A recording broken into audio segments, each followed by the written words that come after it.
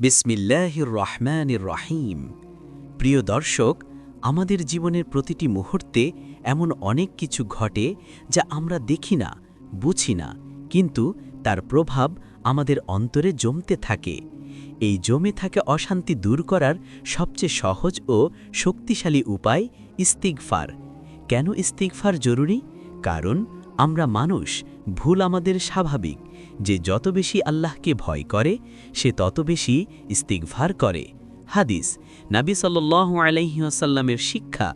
ক্বালা রাসূলুল্লাহ সাল্লাল্লাহু আলাইহি ওয়াসাল্লাম, তুবা লিমা ওয়াজাদা ফি সহিফাতিহি ইস্তিগফারান কাসীরা।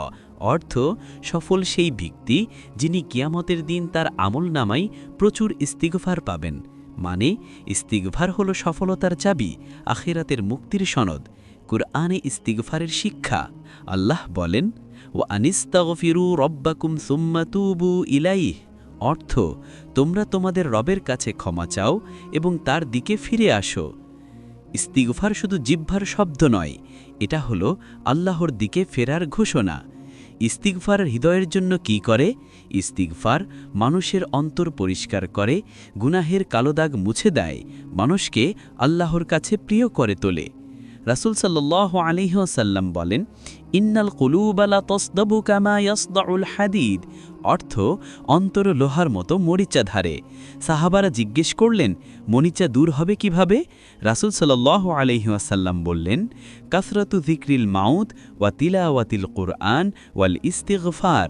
ইস্তিগফার হৃদয়ের মরিচা দূর করে, তাকওয়া জাগিয়ে তোলে। আজকের বিশেষ ইস্তিগফার, এই ইস্তিগফারটি বিশ্বাস রাখুন, কষ্ট, ভয়, দুশ্চিন্তা সবকিছু নরম করে দেয়। আরবি, রব্বে গফিরলি ওয়ারহামনি ওয়াতুব আলাইয়া ইন্নাকা আনতাত তাওয়াবুর রহিম। বাংলা অর্থ, হে আমার রব, আমাকে ক্ষমা করুন, আমাকে দয়া করুন, আমাকে তাওবার তৌফিক দিন। নিশ্চয়ই আপনি তাওবা কবুলকারী ও পরম দয়ালু।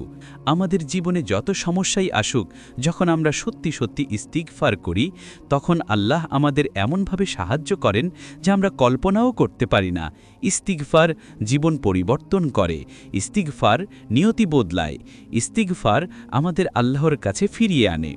হে আল্লাহ, আমাদের জিহ্বাকে ইস্তিগফারের অভ্যাস দান করুন, আমাদের হৃদয়কে নরম করুন, আর আমাদের গুনাহগুলোকে সম্পূর্ণ ক্ষমা করে দিন। আমিন।